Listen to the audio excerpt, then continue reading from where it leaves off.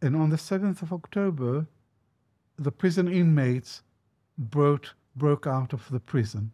The Arab-Israeli conflict was made in Britain. Was the writing on the wall already there for Jews in the region? My mother used to talk at great length about the wonderful Muslim friends that we had in Baghdad. Really? Kirkukli planted 3 of the 5 bombs. Wow. The most famous bomb was the hand grenade that was lobbed into the Sauda Shem Tov synagogue. The Jews thrived under the Ottoman Empire. Marilyn Monroe wrote in her scrapbook, "Nationalism stops us thinking." Why did Britain give such an open promise for a Jewish homeland? I'll answer your question. Israel is a racist state. Your wife is the great-granddaughter of David Lloyd George. Sir Keir Starmer is one example of a wider phenomenon, which is Western hypocrisy on Israel-Palestine. There is the master Zionist narrative.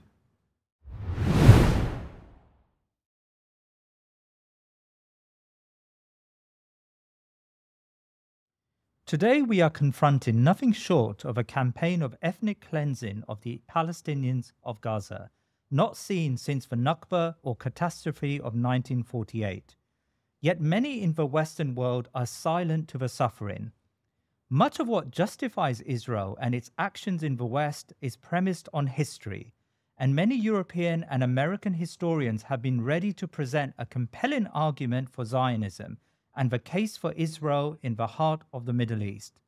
This historical justification based on persecution and antisemitism gives the story of Israel a potency that has for many years served to find acceptance in the West, of impunity to act without restraint that is not offered to any other state.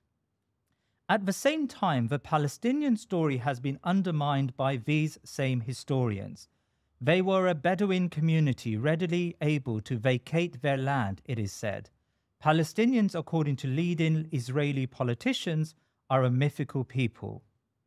Today, we are honored to have Professor Avi Shlaim with us to untangle the historical facts from fiction. Avi Shlaim is an eminent historian. He is an emeritus professor of international relations at Oxford University and the author of The Iron Wall, Israel and the Arab World. Professor Shlaim is a dual Israeli-British citizen who has lived in the country as a child. His family originate from Iraq and migrated to the newly founded state in 1950.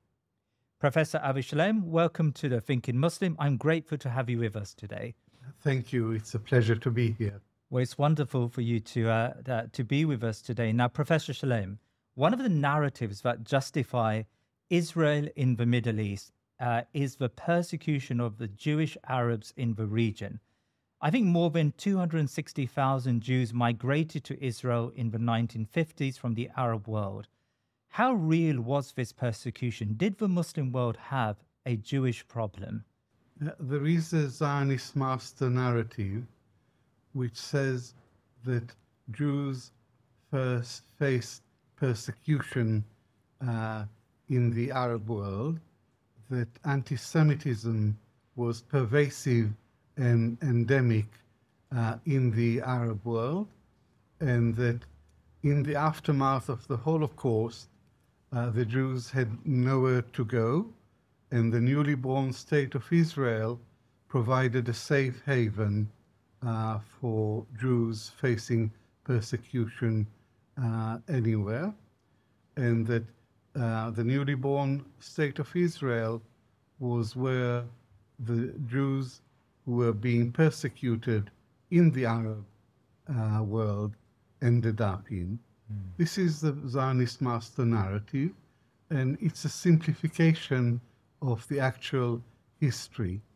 The actual history is one of Muslim-Jewish coexistence and harmony through the ages.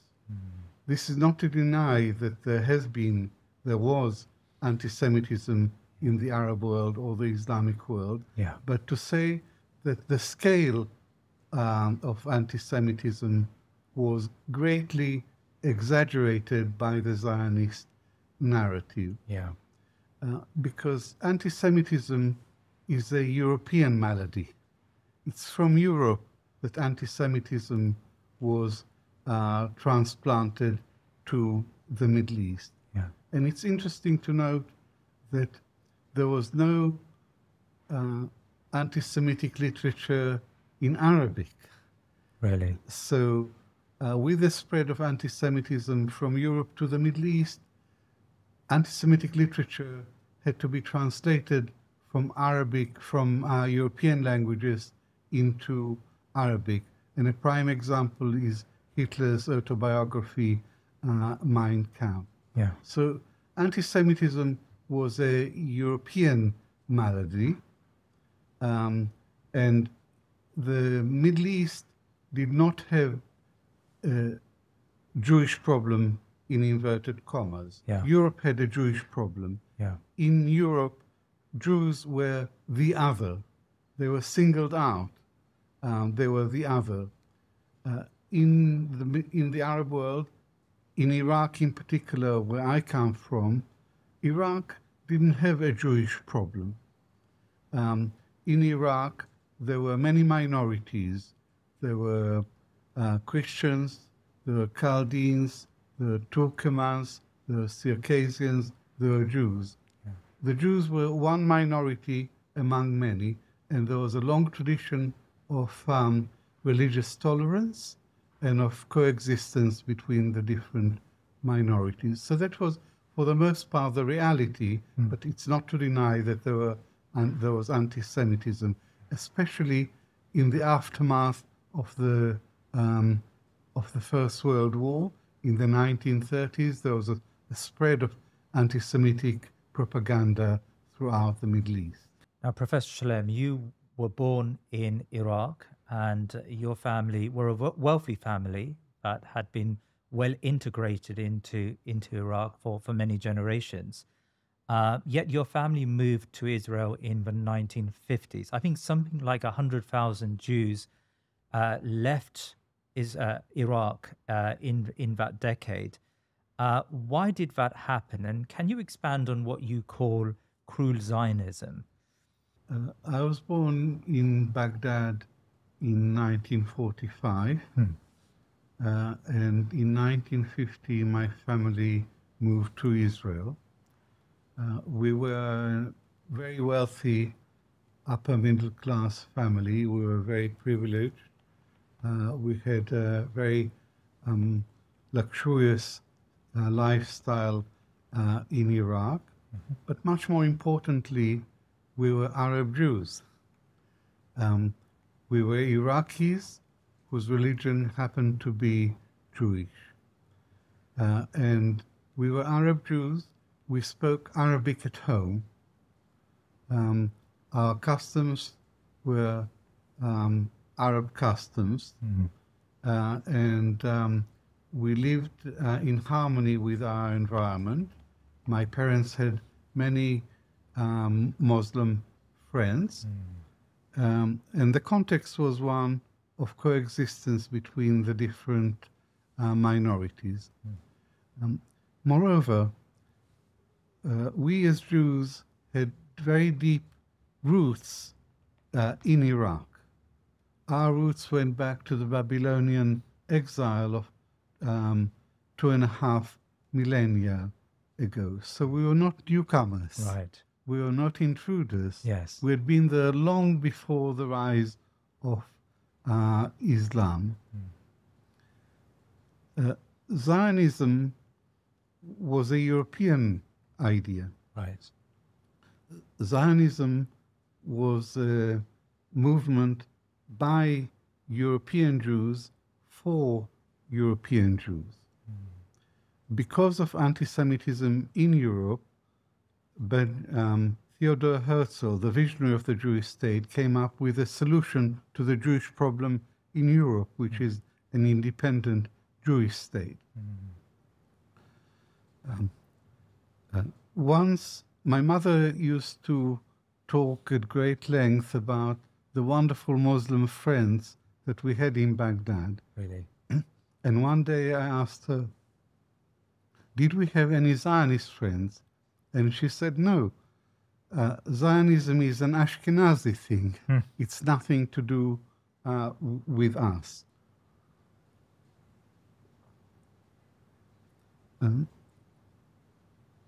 So Zionism took off in the interwar period, and persecution of the Jews fed the immigration of Jews from Europe to Palestine, especially after the rise to power of the Nazi Party in Germany in 1933. Yeah.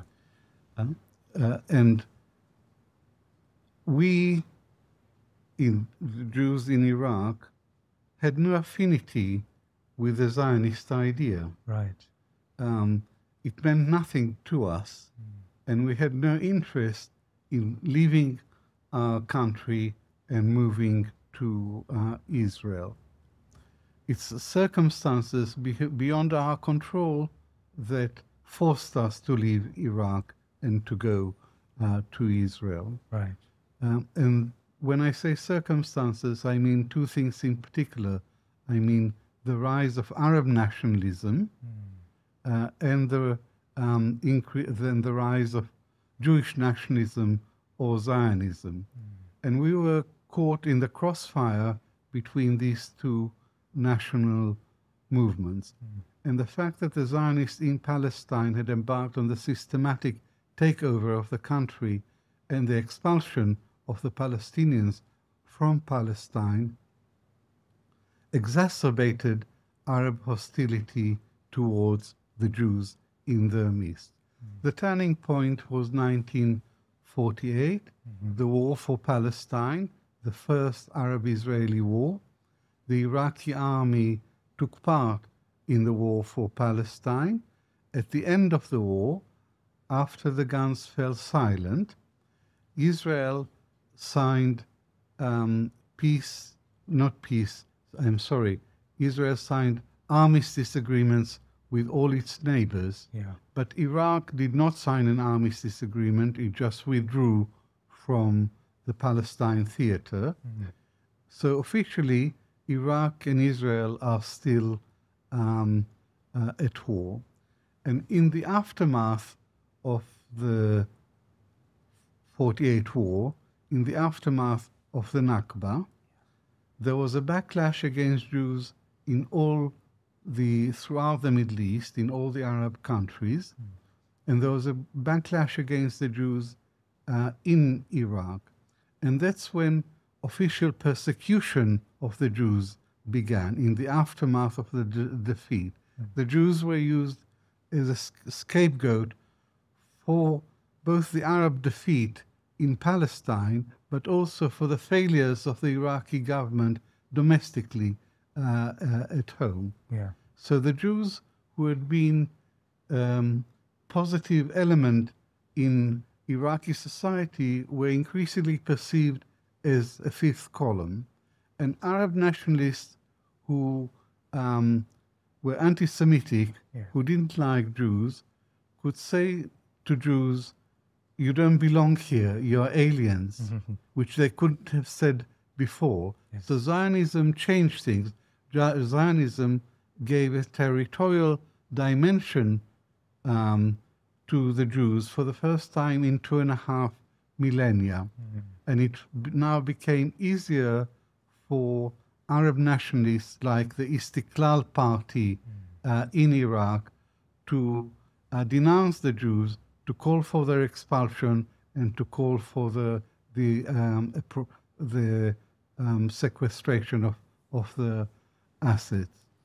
And to underscore this growing insecurity faced by Iraqi Jews, there was a series of bombings that targeted Jewish communities across Baghdad and beyond. What has your research told you about the origin of this violence? In March 1950, the Iraqi government passed a law which said that any Jew who wants to leave the country is free to do so. They have a year to register, and they can leave on a one-way visa. Right. But the only place that the Jews who wanted to leave Iraq could go to was to Israel. Only a few thousand Jews took advantage of this new law. Right. The overwhelming majority wanted to stay because this was their country. Yeah. In 1950, there were roughly 135,000 Jews in Iraq, a substantial Very number. much. Yeah. By the end of 1952, only about 10,000 Jews stayed, and something like 125,000 Jews had gone to Israel. Yeah. And the experience of individuals in Israel varied, but for the community as a whole, for the Jewish community as a whole, the experience was traumatic. It's like a tree being pulled up by the roots. So not many Jews took advantage of the new law. Yeah.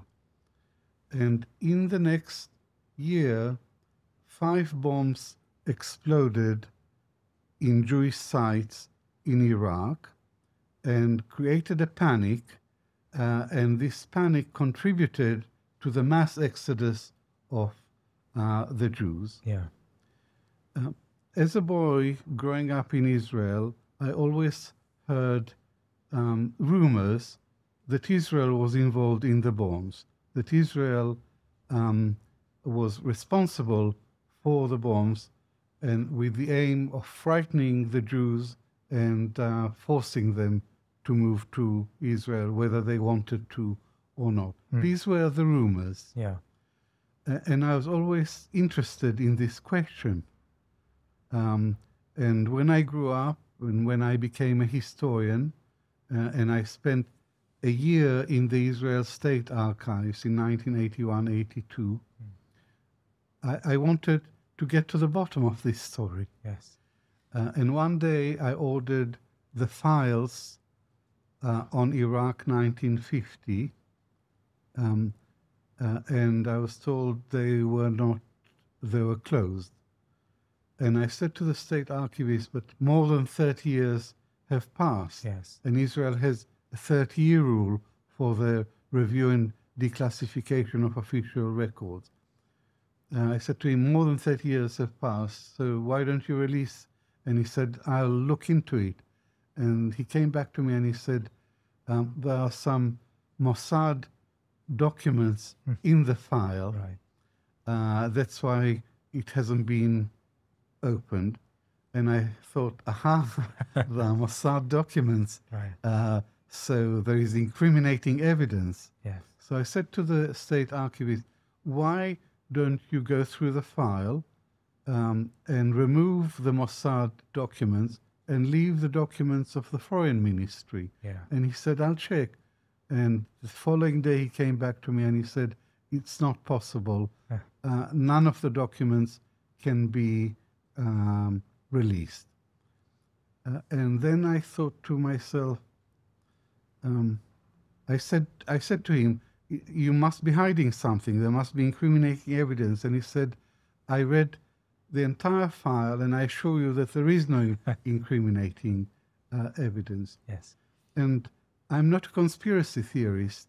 I'm a historian. Yeah. And I didn't have any evidence pointing to Israeli culpability. Yes. But this issue continued to interest me. And when I was working on my autobiography, I met an elderly Iraqi named Yaakov Karkukli, a friend of my mother's who lived in Ramat Gan, where many Iraqi Jews lived. And Yaakov Karkukli was active in the Zionist underground in Iraq. And he told me in great detail about their activities, how they forged documents, how they paid bribe to officials, how they organized first the illegal Jewish immigration through Iran to Israel, and later, after the 1950 law was passed, the legal immigration to Israel. So he told me about their activities in the underground, and he told me that he had one colleague who was a very smart lawyer. His name was Yosef Basri, and he was an ardent Zionist, and he had gone to Israel after 1950, but was sent back by Israeli intelligence to Baghdad as a spy and to organize the Aliyah, the immigration to Israel. Yes. And as this is according to Kukli, as there was very little take-up of the offer to leave voluntarily,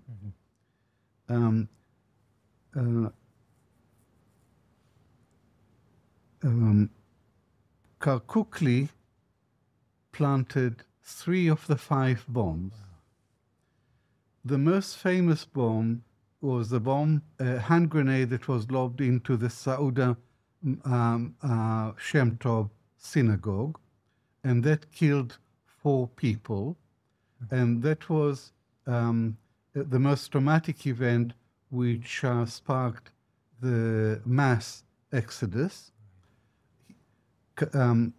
Basri wasn't responsible for that, and there was another another hand grenade that was lobbed by a member of the Istiklal party, which was very anti-Jewish.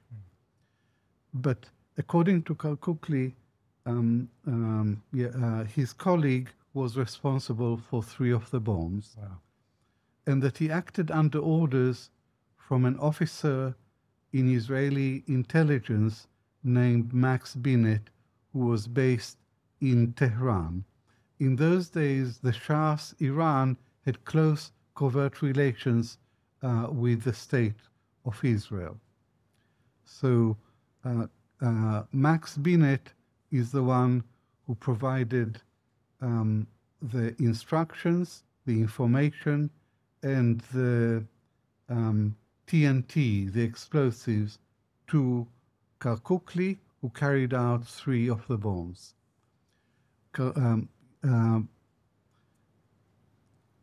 Basri was caught with his assistant, and they were tortured, and they were brought to trial. They were convicted and convicted to death by hanging. But it was a proper trial with proper evidence, and the foreign press and representatives from all the embassies were invited to attend. So it wasn't a show trial. And interestingly, Basri was not accused of all the 5 bombs, but only the ones that he had perpetrated himself. Yes. So I said to Kukli, I believe you, and this fits in with all the evidence that I have, but that's not enough. I need concrete, hard evidence. And one day he produced hard evidence in the form of a 1-page police report, yes, which gave details of the interrogation of Basri and his assistant. And the information in this page could have only come from an inside source. No one outside the police could have known it. But the problem with this page is that it was typed in Arabic on plain paper with no date, with no name, with no official letterheading, with no subject line. It was just a text reporting details of the interrogation. So this wasn't exactly a smoking gun, but it was hard evidence. Yes. And one day I managed to make contact with an Iraqi journalist who had written a book in Arabic on the Zionist underground in Iraq and the migration of the Jews to Israel in 1950-51. And this journalist, Shamil Abdul Qadir, confirmed that the page I have is from a police report. And it's a much longer police report, 258 pages, which he has, but he wasn't willing to give me access. But he confirmed that all the information in the page that I have comes from the police report. So I now can say with confidence that I have found incontrovertible evidence of Israeli involvement in the bombings in Baghdad that precipitated the mass exodus to Israel. My critics say to me that I exaggerate the impact of the bombs, that the real reason for the mass exodus was persecution, antisemitism. And the Jews had started registering to leave before the bombing in the synagogue. Yes. And my answer to my critics is that even if I knew that the Jewish-inspired bombs did not result in one Jew leaving the country, I would still condemn this operation. I would still condemn it because Israel was created to provide a safe haven for Jews. Israel was not created in order to, it was not established in order to make Jews insecure and unsafe in the countries in which they lived. And these bombs were directed against civilians, not against the foreign army. That's why I call this cruel Zionism. Thank you. That's really an amazing journey as a historian. Now, these false flag operations were not isolated to Iraq, but also they occurred across the Middle East. Can you please expand on or explain these attempts undertaken by Mossad, undertaken by Israeli intelligence, and I suppose the ultimate aim behind them?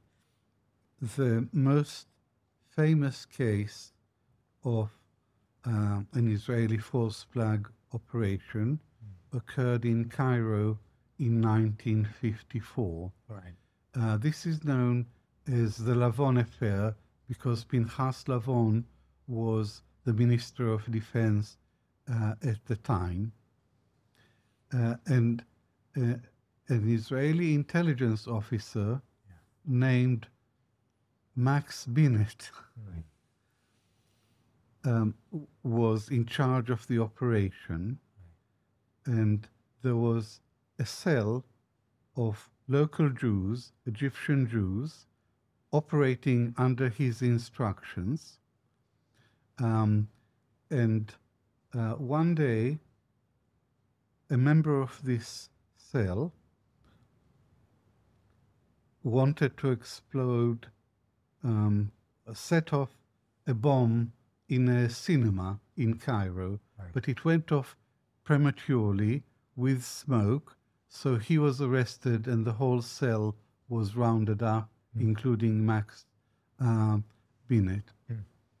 And the aim of this false flag operation was to create bad blood between the Nasser regime that had just come to power after the revolution in 1952.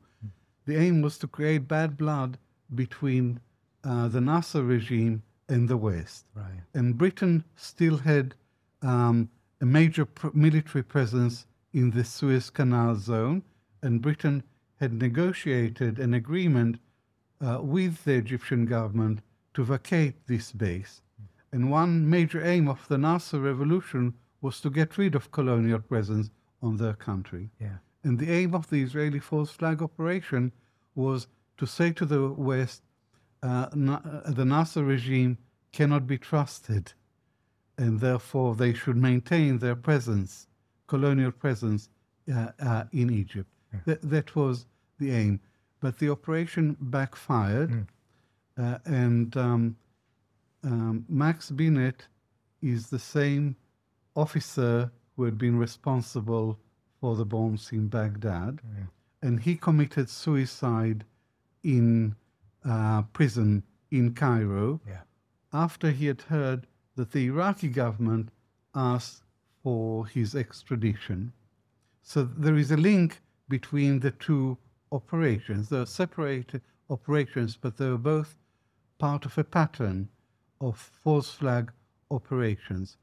And Pinchas Lavon, who denied that he had given the order to activate the ring in Cairo, said in evidence to an Israeli commission of inquiry that these false flag operations, they were stupid and inhuman. And it all started in Baghdad in 1950. Now, I call both operations cruel Zionism because they involved recruiting decent local Jews, indoctrinating them into Zionism, and getting them to act as spies against their country, but worse still, turning decent local Jews into terrorists who plant bombs in order to frighten other Jews to leave the country. To answer your question, that's why I call it cruel Zionism, because this had very serious consequences for the Jewish community in Egypt. It's not just that it backfired and it failed, and it didn't achieve any of its objectives, but there was a Jewish community in Egypt, and now Egyptians started to question their loyalty to the country. They started seeing local Jews as a threat to Egypt's security, and that had very unfortunate consequences for Muslim-Jewish relations in Egypt, as it had done in Iraq before. You are a historian of international relations, and Iraq, your mother country, is today riven by sectarian violence, maybe as a byproduct of US occupation. But across the Middle East, you're seeing a very tumultuous period of history. I suppose, could Jews have survived this post-Ottoman nationalistic Middle East? Was the writing on the wall already there for Jews in the region? The Jews thrived under the Ottoman Empire. The Ottoman Empire, for all its faults, was a multi-ethnic, multilingual empire, which allowed a very high degree of religious and civil autonomy to all the minorities. So it was quite a flexible framework for the region. There were open borders. You can travel from everywhere to anywhere you wanted within the empire. And each community was left in peace to run its own affairs according to its own laws and customs. So the Jews, like all the other minorities, did well under this system. And the logic of the Ottoman Empire was pluralism. And each community could maintain multiple loyalties. They could have loyalty to the Sultan, loyalty to the Ottoman Empire, but also loyalty to their own community. What happened after the collapse of the Ottoman Empire was that the colonial powers, Britain and France, built a new order which didn't suit the region. And the hallmark of the post-Ottoman order in the Middle East was lack of legitimacy. The rulers lacked legitimacy because they were handpicked by the British and the French. The political system lacked legitimacy because there was no democracy and there was no freedom. And the borders of the new states lacked legitimacy because they cut across genuine societies. They were artificial borders drawn by the colonial powers. So the hallmark of this whole order was lack of legitimacy, and it's what I call the post-Ottoman syndrome, which has resulted in never-ending strife, conflicts, bloodshed, and war that continues to this day. Today, we see the consequence of that order in Gaza. Could the Jews have survived and after the end of the Ottoman Empire in the Arab world? I don't know the answer to that. I think the answer is yes. But everything changed because the logic of the new system, the logic of the new order was nationalism. So what, and you could only have one identification to your nation. And nationalism is a very divisive and destructive force. It's not a positive force. Patriotism is different. Patriotism is one of one's love of one's country. For nationalism, you need an enemy. And as Marilyn Monroe wrote in her scrapbook, nationalism stops us thinking. And this is my gloss on what she said. Nationalism stops us relating to one another as human beings. And that is what happened. And in Palestine, you couldn't have multiple loyalties. You're either an Arab or a Jew. And Britain and the conflict started there. The Arab-Israeli conflict was made in Britain. So let's talk about the current crisis. And there is a perception that there is a racial dimension to the conflict. Many Palestinians are looked down as being inferior, and their lives are seen to be of less meaning to wider Israeli society. Is it fair to call the Israeli state project a racial enterprise? And you know, is that a historically acceptable label to give to Zionism? I'll begin by saying that the Israeli-Palestinian conflict is not about religion and not about race. Essentially, it's a clash between two national movements, Palestinian nationalism and Zionism. There are two peoples and one land. That's what the conflict is essentially about. But then there are other layers to this conflict, and religion became an increasingly important factor in what had been a secular conflict on both sides. Religion became a more important factor, and the combination of religion and politics is a very explosive mixture. And Hamas is the Islamic resistance movement. So Islam is central to this movement. It's not peripheral. And Israel, at the same time, has become more and more of a Jewish state, and I would say a Jewish supremacist state. And religion has become a more important factor in shaping Israeli policy towards the Palestinians, and indeed towards the Palestinian citizens of the State of Israel. I'll answer your question. Israel is a racist state. Really? And the evidence for that is the July 2018 Jewish nation state law, which says that the Jewish people have a unique right to self-determination within the State of Israel. For unique, read exclusive. And it means that the nearly 2 million Palestinian citizens of the State of Israel, about a fifth of the population, they have no national rights.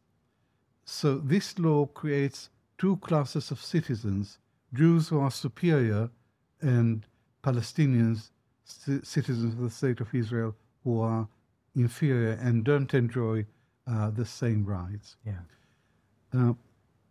Israel, because of this law, I consider Israel, or because of this law, Israel may be said to be the only officially racist state, the only officially racist state member of the United Nations. Right. There are many other racist countries, but they don't officially say that they are racist.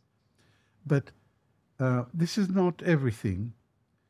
Israel continued to move in the direction of racism, of overt racism. Look at the present government, which is headed by Benjamin Netanyahu. This government, its policy guidelines, every government which has to be approved by the Knesset has to present its program, the policy guidelines.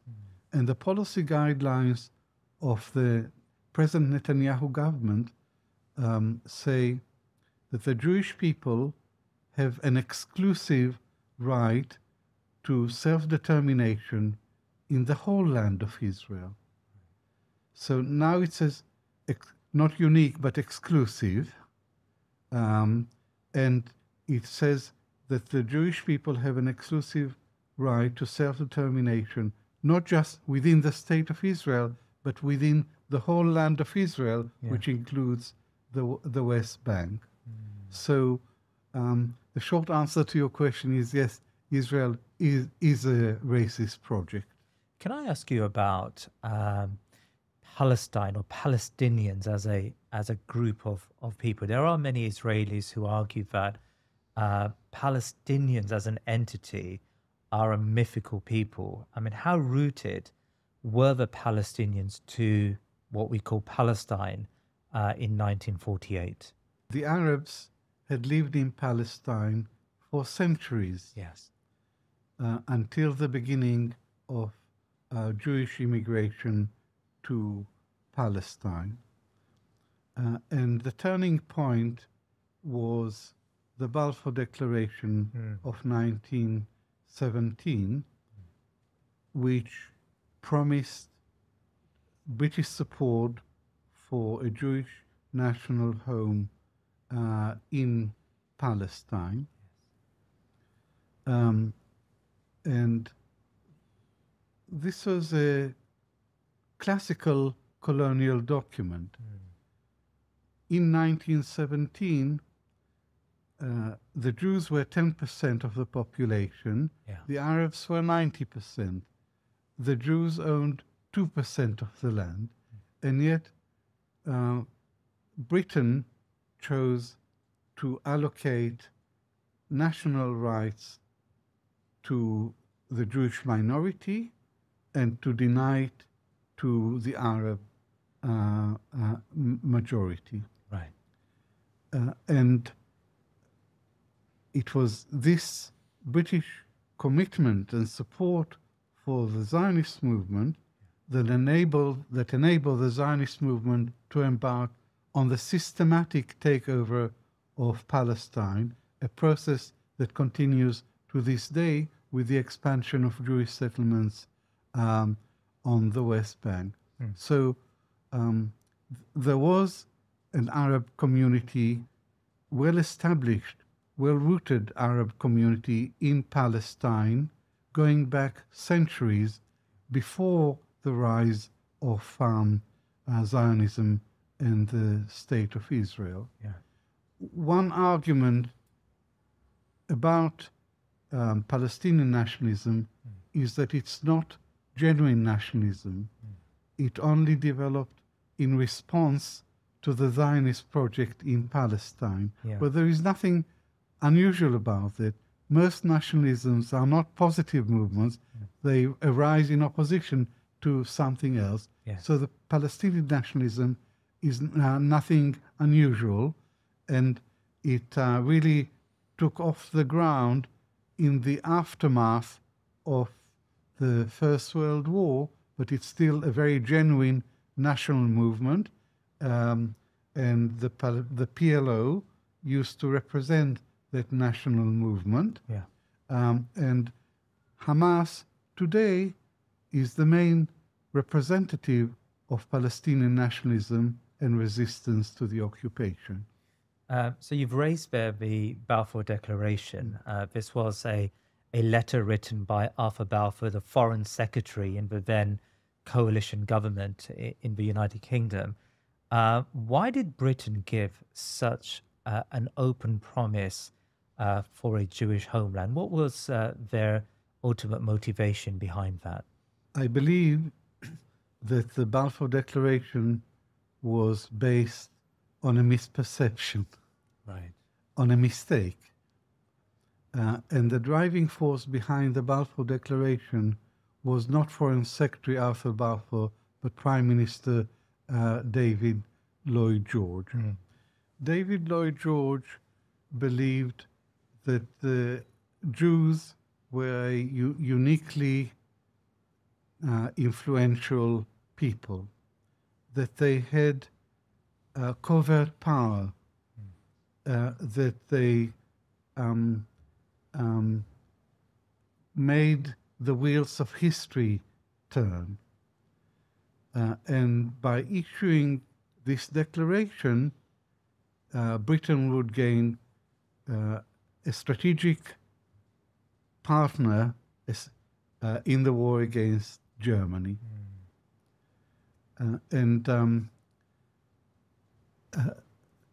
This view in itself was anti-Semitic, that the Jews enjoyed covert financial power around the world, that the Jews were so influential. But it was an exaggeration. But the truth of the matter was that the Jews were a minority in Britain and everywhere, and the Zionists were a tiny minority within the Jewish community in Britain. Yeah. And it's really important to understand that the mainstream Jewish community in Britain was opposed to Zionism. There was only one Jewish member of Lloyd George's government, and that was Sir Edwin Montagu, the Secretary of State for India. And on the 23rd of August 1917, 3 months before the Balfour Declaration was issued, Montagu submitted a memorandum, 4-page memorandum, to the British cabinet under the heading the anti-Semitism of the present government. Wow. And this is the first and major Jewish statement against Zionism. And Montagu began by saying, Judaism is a religion. It's not a nation. There are Jews who live all around the world. They speak different languages. They have different cultures. And therefore, it doesn't make sense to have a Jewish state in Palestine. Moreover, if there is a Jewish state in Palestine, it would undermine the struggle for equal rights for Jews in this country and in Europe and everywhere else. Yeah. Because if there is a Jewish state in Palestine, anyone who didn't like Jews will say to the Jews, if you don't like it here, why don't you go to your own country? So this is a very important and little known document which shows that the Jewish community as a whole, the mainstream, did not support the Zionist project. And the Balfour Declaration, when viewed not from the Zionist side, but when viewed from the point of view of British interests, was a colossal strategic blunder. Really? Because it alienated the Arabs, it alienated the Muslim world, and if Britain had wanted a strategic ally, then it should have been the Arabs, who were already its ally during the First World War. But Britain was very cynical, and in the course of fighting the First World War, Britain made 3 incompatible promises.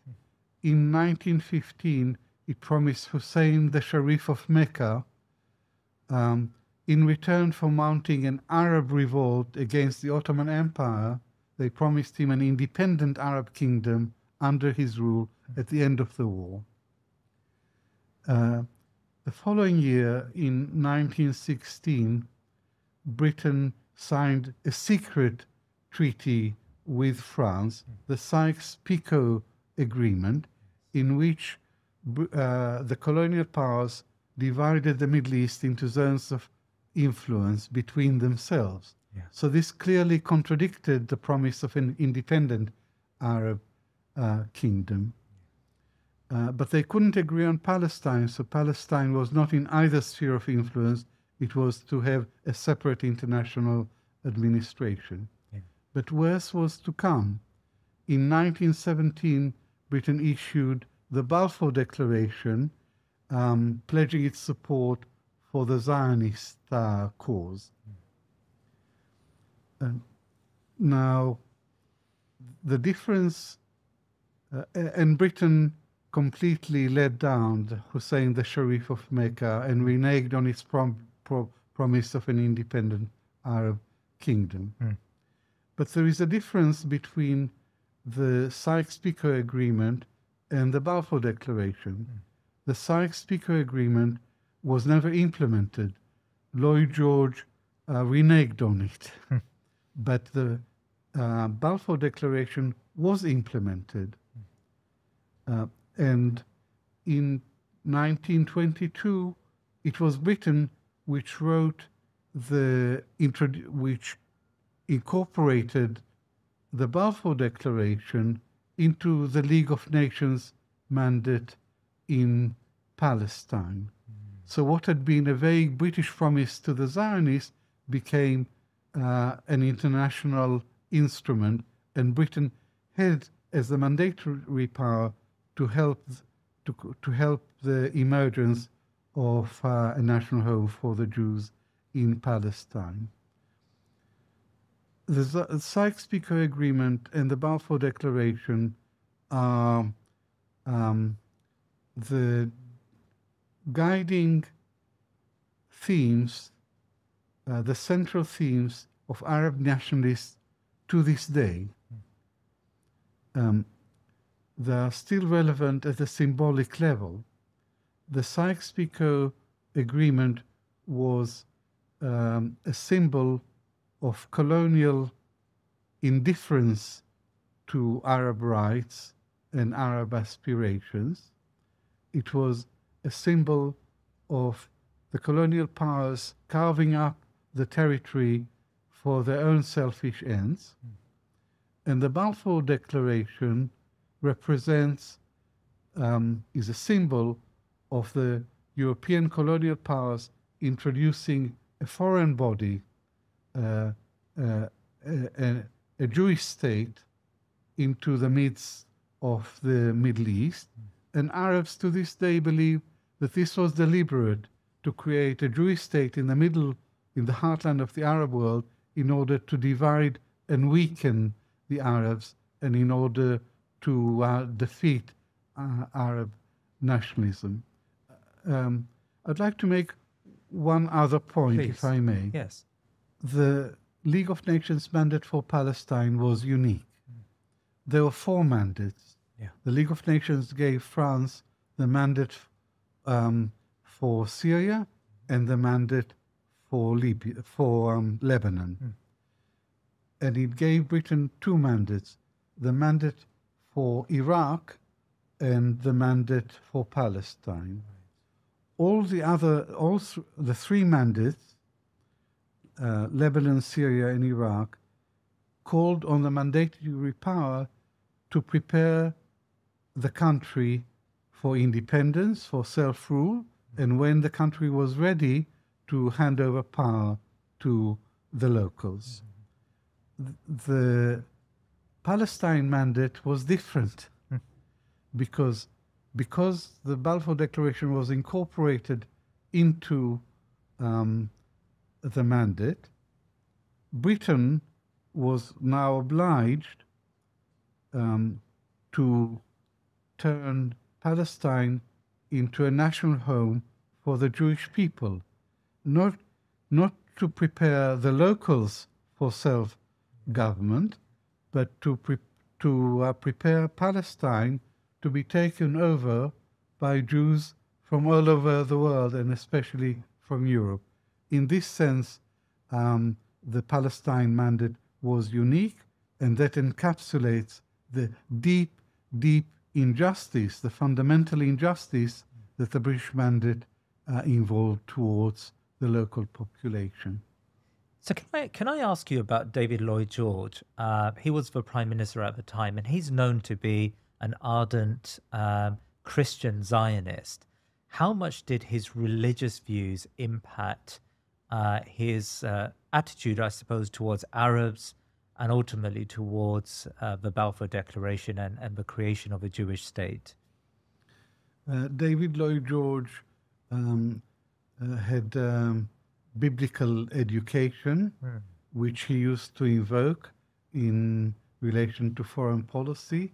He knew all the biblical names for present-day Palestine. And he said that he was influenced by his sympathy for the Jewish people to issue the Balfour Declaration. But I completely dismiss this as irrelevant. Yeah. David Lloyd George was a radical at home, but he was an old-fashioned British imperialist abroad and a land grabber. And all his decisions relating to the Balfour Declaration were cynical imperial calculations. Yeah. But he was wrong about the influence of the Jews. And Britain was saddled with this commitment to a Jewish national home, which really hobbled Britain in the interwar period and soured its relations with the Arabs. So it's not just David Lloyd George. Yeah. There is a view that biblical romanticism was the driving force behind the Balfour Declaration. And it may have existed in British society in general, but it wasn't a serious motive for the British policymakers. Right. And therefore, I completely reject the notion, which is still persistent to this day in some quarters, I completely reject the notion that the Balfour Declaration was a noble Christian project to enable an ancient people to rebuild its national home on its ancestral homeland. And can I ask, I mean, your wife is the great-granddaughter of David Lloyd George. What's her views on the Balfour Declaration, but also on Palestine today? My wife is a great granddaughter of David Lloyd George, and she's very proud of him and of his radical agenda and his radical achievement in home affairs. But she's extremely embarrassed by the Balfour Declaration. Really? And she is a pro-Palestinian activist. She's very active in promoting the Palestinian cause. But when she goes to the West Bank and she meets with Palestinians, she's very acutely embarrassed by her ancestry. So her attitude towards Lloyd George is ambivalent. Admiration for his radicalism on the one hand, and deep disappointment and anger for the support that he gave to Zionism and for the Balfour Declaration in particular. Thank you. Can I ask you about the Nakba in 1948? Now, Israel presents a narrative that it was largely done through mass migration for immigration and voluntary dispersal of the Palestinians. What's the truth behind that episode? There is the master Zionist narrative, which says that in 1947 the UN voted for the partition of Palestine into two states, one Arab, one Jewish.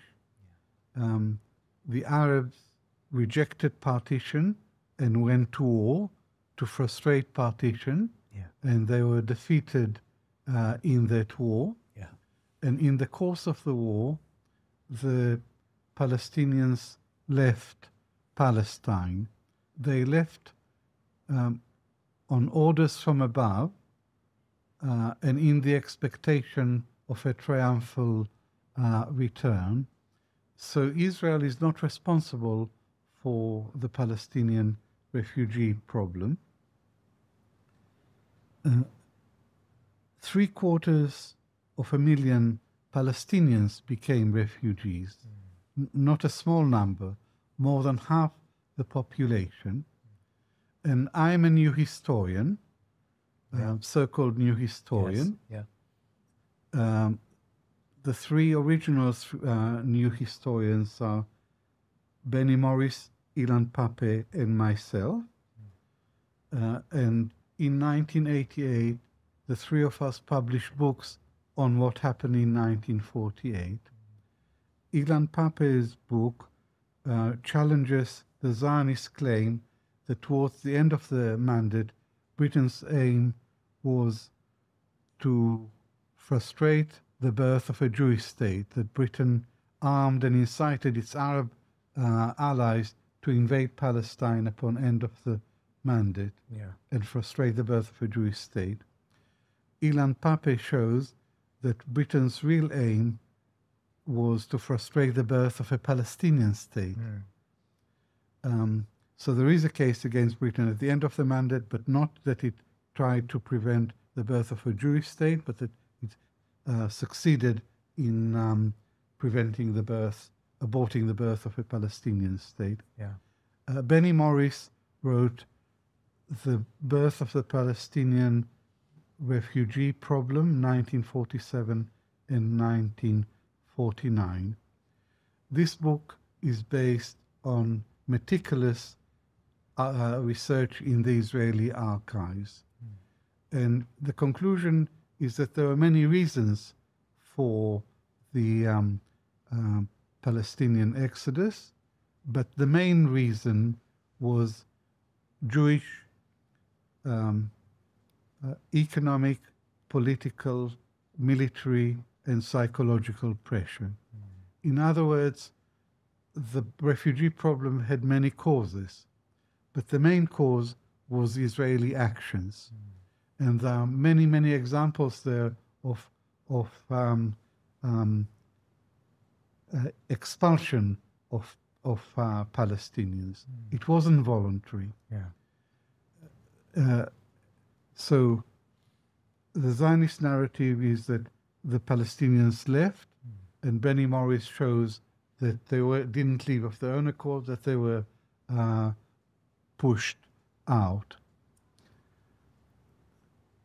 I would actually use the phrase ethnic cleansing. Really?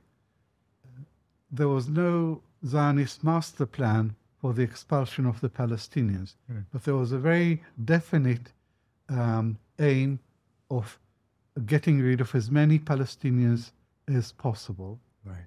And if you look at the outcome, regardless of the intentions, the outcome is that 750,000 Palestinians became refugees, and the name Palestine was wiped off the map. The term ethnic cleansing didn't exist then, but I think it applies. And I agree with Ilan Pape, who wrote another book, which is called The Ethnic Cleansing of Palestine. Yes. That is the Nakba. My own book was called Collusion Across the Jordan. King Abdullah, the Zionist movement, and the partition of Palestine. And in this book, I advance a main thesis, which is that by 1947, King Abdullah of Jordan and the Jewish Agency reached a tacit agreement to divide Palestine not into an Arab state and a Jewish state, but to divide Palestine between themselves at the expense of the Palestinians. Wow. And this was indeed the outcome of the 1948 war. King Abdullah's army invaded Palestine, captured the West Bank, the heartland of what was to be the Palestinian state, and later incorporated into his kingdom, and Israel extended its borders beyond those granted by the UN cartographers. The losers were the Palestinians, and they were left out in the cold. So my book upturns the whole historiography of the Arab-Israeli conflict in the first half of the 20th century. The conventional narrative is that it was a straightforward bipolar conflict between Jews on the one hand and all the Arab world on the other hand. Whereas I argue that below the surface, the real lineup was between Hashemite rulers of Jordan and Zionists on the one hand, against the Palestinians and Arab nationalists on the other hand. So this is, in a nutshell, the new history. My colleagues and I, between us, launched a frontal attack on all the myths that have come to surround the birth of Israel and the first Arab-Israeli war. Can we discuss the current slaughter, I suppose we can call it that, of Gazans? It's now been 3 months, and it's clear to you and I that there is a form of ethnic cleansing taking place similar to that of the Nakba in 1948. I want to ask you a question about history and historians. I mean, are you confident that in the future, historians will look back and see these events in the same way you and I see them? I suppose I'm asking the question, is all history essentially a politicized version of history? No. There is a difference between good history and bad history. Right. And bad history is a history with a political axe to grind, where the agenda dominates the research and the writing. And good history is more detached, more objective history. But you're right in saying that the historian doesn't operate in a vacuum. True. The historian is a member of his society. The historian addresses the questions that are current at the time of writing. And I have no way of knowing how future historians would look back on what's happening in Gaza today. Yeah. But I am confident on the basis of what I know that what is unfolding in front of our eyes today is ethnic cleansing, the ethnic cleansing of Gaza. And I would go further and say we're also seeing the beginning of what might be called genocide.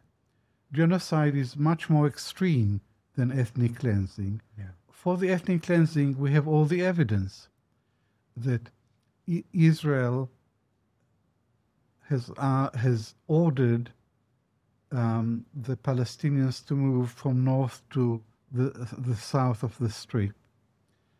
There are 2.3 million residents in Gaza. 1.9 million have already been displaced, sometimes a second time, and some of the Palestinians who have obeyed Israeli orders are then bombed by Israeli airstrikes. The forcible movement, the forcible coercion of civilians to move from their homes is a war crime. Yeah. So Israel is committing war crimes already by the orders, by the displacement of the Palestinians within the Gaza Strip. But Israeli ambition doesn't end there. Yeah. The Israeli ambition is to get rid of as many of the Palestinians in Gaza as possible. Benjamin Netanyahu, in an address to the nation, said, "We are fighting our second war of independence." This is complete nonsense. It's preposterous. No one is threatening Israel's independence. That's not the issue. And behind his words, I see a veiled threat that the first war of independence was accompanied by the Nakba, and this war of independence, as he sees it, will be accompanied by another Nakba. And some Israeli leaders are actually talking about a second Nakba, and some of them are saying the scale of the second Nakba is going to be bigger. This is not just speculation on my part. A document of the Israeli Ministry of Intelligence dated 13 October came to light, and it has a plan for the depopulation of Gaza, for pushing a large number of the Palestinians from Gaza into northern Sinai, into Egyptian territory. Obviously, Egypt is strongly opposed to any such move, but that is an Israeli ambition. And what we are noticing now is very disturbing, genocidal rhetoric. Yeah. I think there is no precedent for this kind of open genocidal rhetoric that we are seeing today.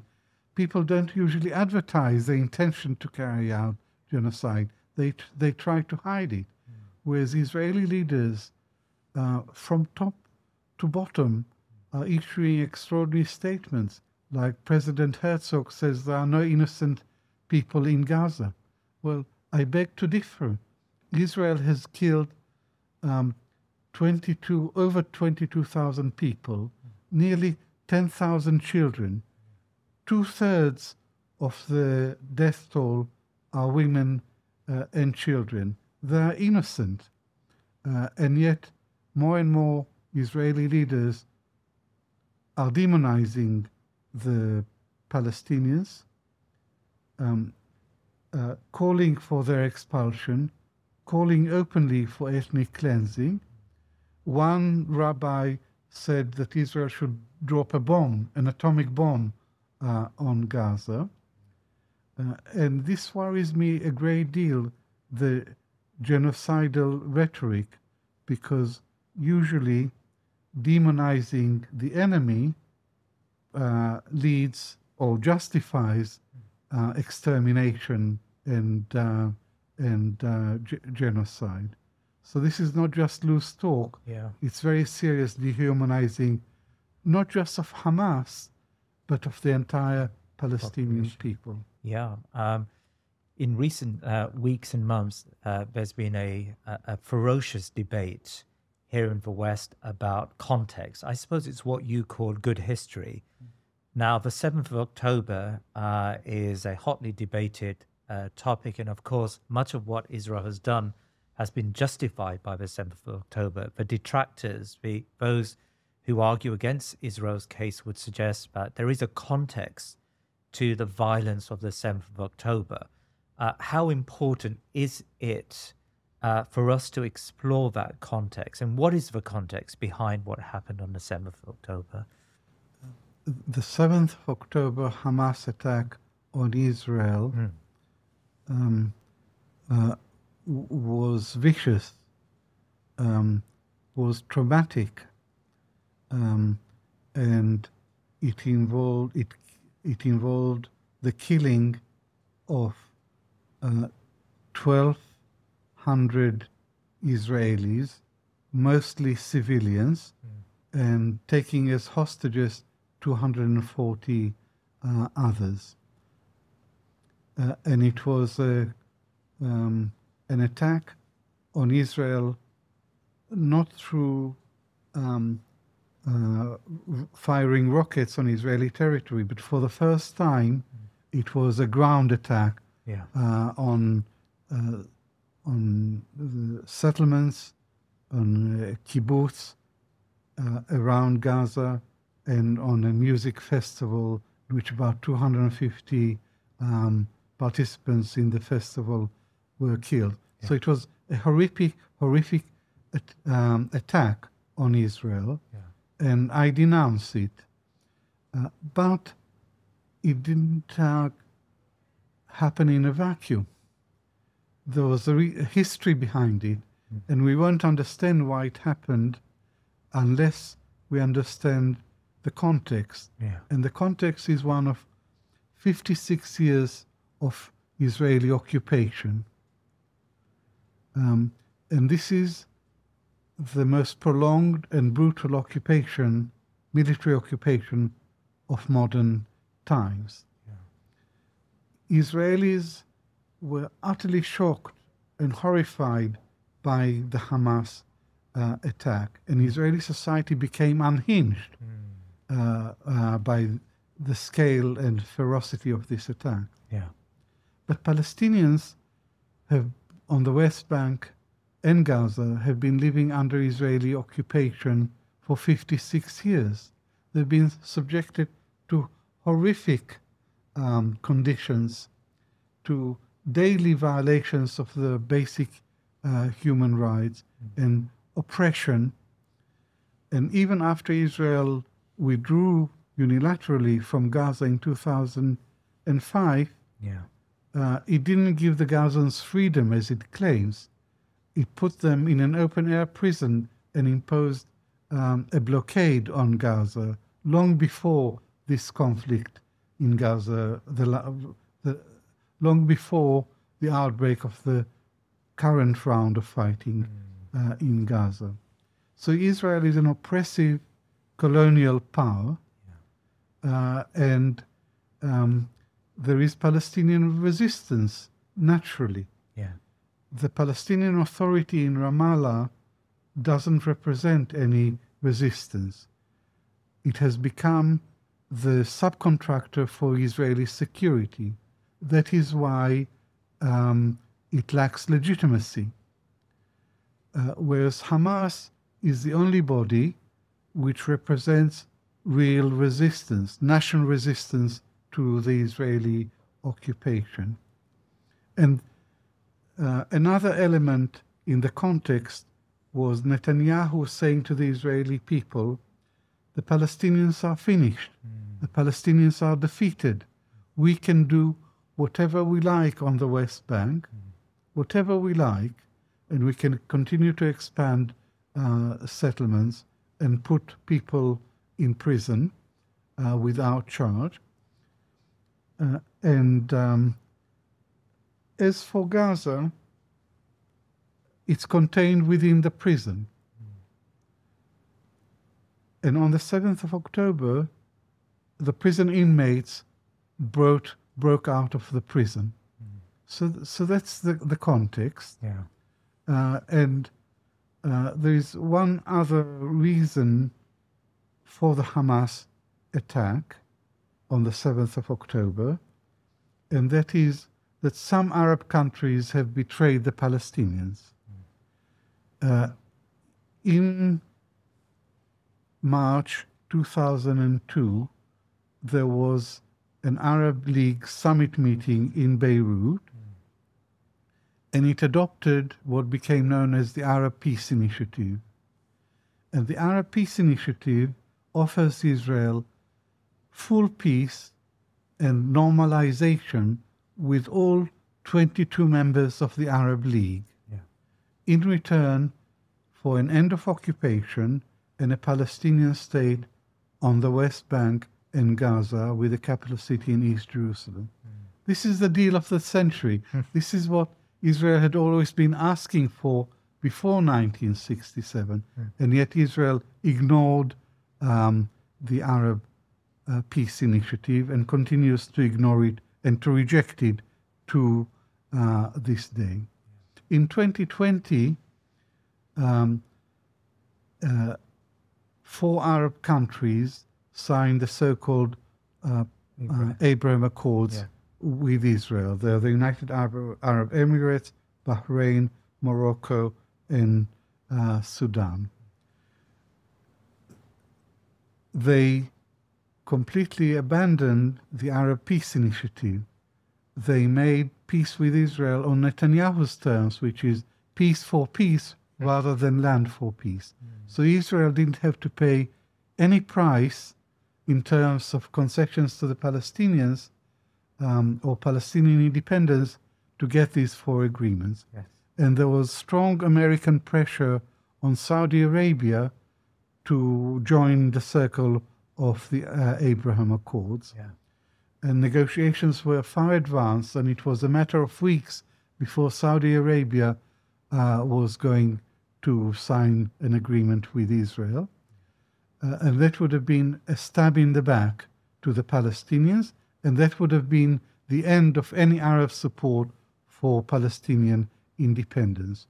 And by launching this attack, Hamas forced Saudi Arabia to think again of whether they really want to go down this route. So the Hamas attack, for all its terrorist and brutal aspects, is still an assertion of Palestinian agency.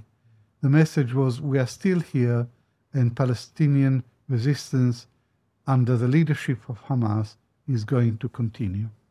Can I ask you about internal Israeli dynamics? Now, there is a perception that a lot of what is happening in Gaza, the sheer violence, the settler activity in the West Bank, is really down to the religious right and the coalition that has been mustered together by the Likud party, by Netanyahu. People like Smotrich and others are really inflaming the Palestinian territories for their own benefit. We did see last year, before this crisis, we did see mass demonstrations on the streets of Tel Aviv and elsewhere, suggesting that Israeli society is divided. How believable do you think the belief is, or the perception is, that if Netanyahu went, the attitude towards the Palestinians would be moderated? There is the view that I don't share, that Netanyahu is a moderating force within his coalition, that there is the extreme, very extreme wing of the coalition, which consists of Jewish power led by Itamar Ben-Gvir, Yes. And religious Zionism led by Bezalel Smotrich. They are outright racists and Jewish supremacists. They don't try to conceal it. And they call openly for the ethnic cleansing of Palestine, not just of Gaza, but of the West Bank as well. And their aim, declared aim, is ethnic cleansing and the formal annexation of the West Bank. And Netanyahu is no moderate. Netanyahu is an extreme Jewish nationalist who hates Arabs and would like to get rid of the Arabs.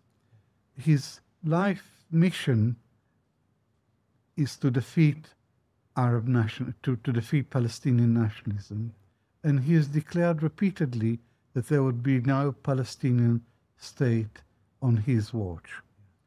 And now that the war in Gaza has been going on for 3 months, the Americans are beginning to put pressure on him to agree to the day after, a political plan for the day after.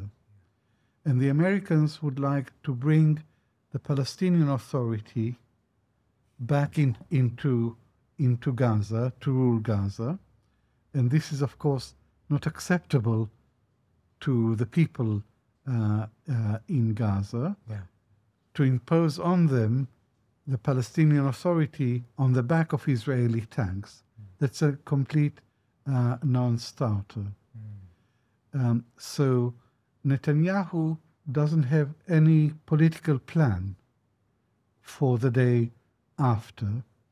His war aim is to destroy Hamas, which is impossible to achieve, and indefinite Israeli security control of Gaza. But that leaves open the question of who will govern Gaza. So the present government, Netanyahu included, make for what is the most ultra-right, the most nationalistic, the most openly racist, and openly homophobic government in Israel's history. And also, this government is dominated by the settler lobby, to a greater extent than any previous Israeli government. So one problem is the Israeli occupation of the West Bank, and another problem is that the settlers now occupy the Israeli government. They are the government, and they make policy. And it's a terrifying prospect. How about the liberals and the left in Israel? Would we find a kinder policy towards the Palestinians if they were offered power? There was a mass protest against Netanyahu and his judicial reform program.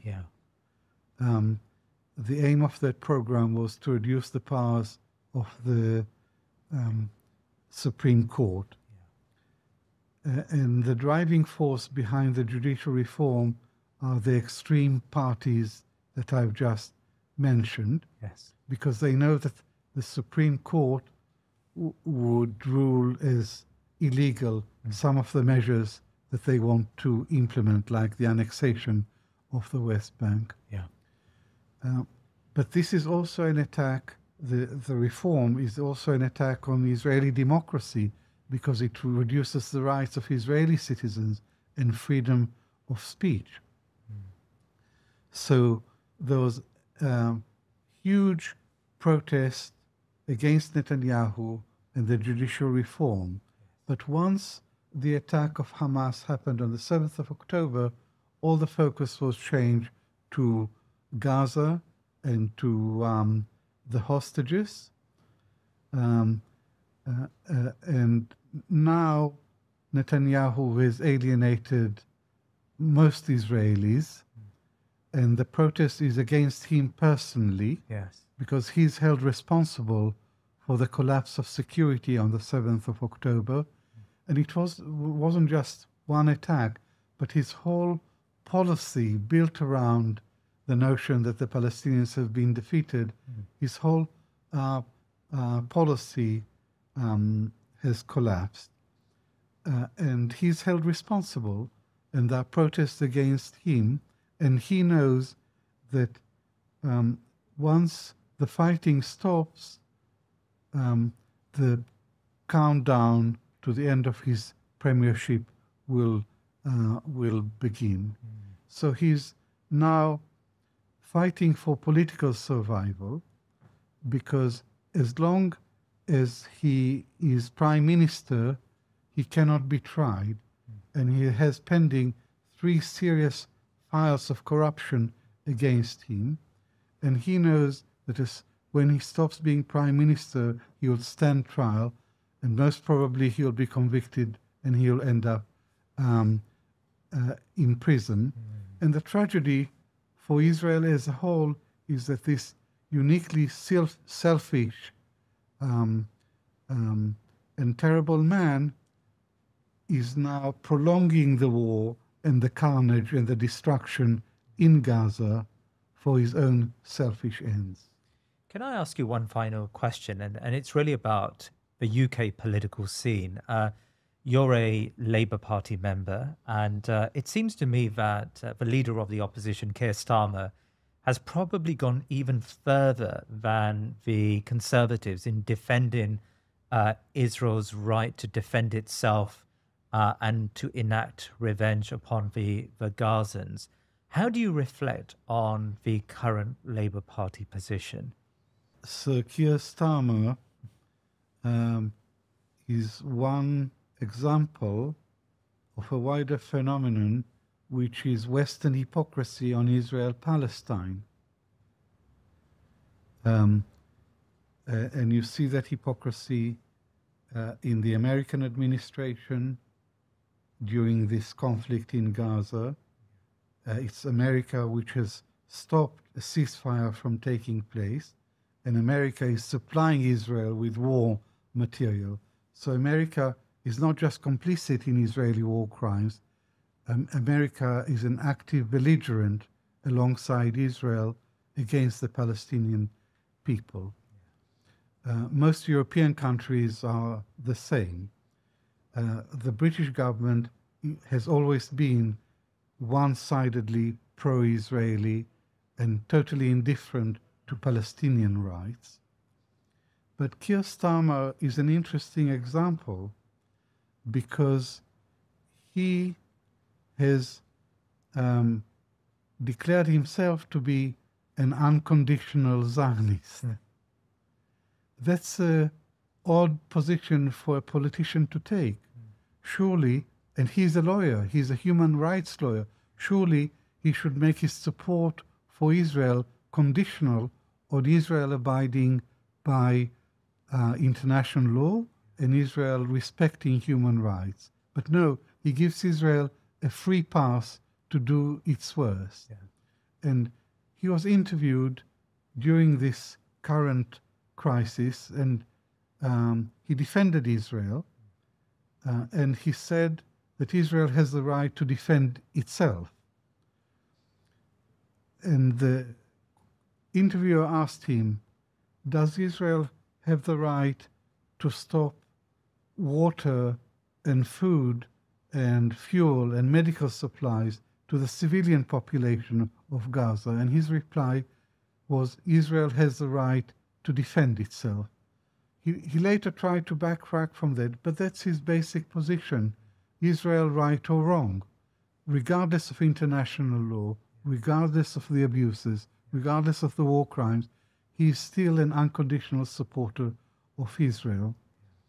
And one other thing about Sir Keir Starmer,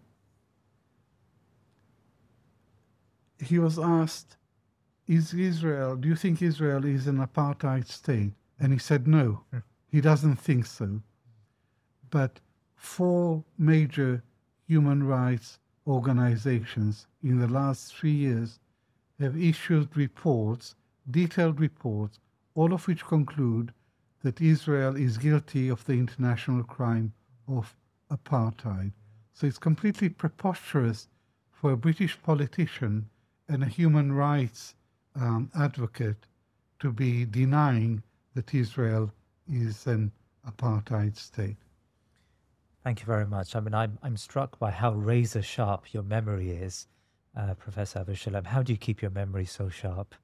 Well, I'm a historian, and you can't be a historian unless you have a good memory. Yes. But also, I'm old. I'm 78 years old. Wow. I've been a university teacher for 53 years. Yeah. And knowledge is cumulative. So for the last 40 years or so, my main research interest has been the Arab-Israeli conflict.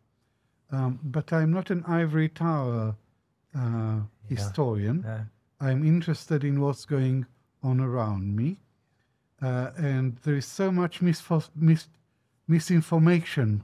And in the media today, so much misinformation about Hamas, about the Palestinians, about Israel. Yeah. And I regard it as my duty to share my knowledge with the wider public, not just to write scholarly work for other scholars, but to try and reach a wider public, to educate them about the reality of this tragic conflict between Israelis and Palestinians. And I'm grateful to you for giving me this opportunity to speak to your audience. Thank you very much. I'm really grateful for your time today. Thank you, Professor Abu Shlaim.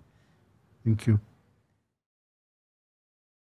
Please remember to subscribe to our social media and YouTube channels, and head over to our website thinkingmuslim.com to sign up to my weekly newsletter. Jazakallah khair.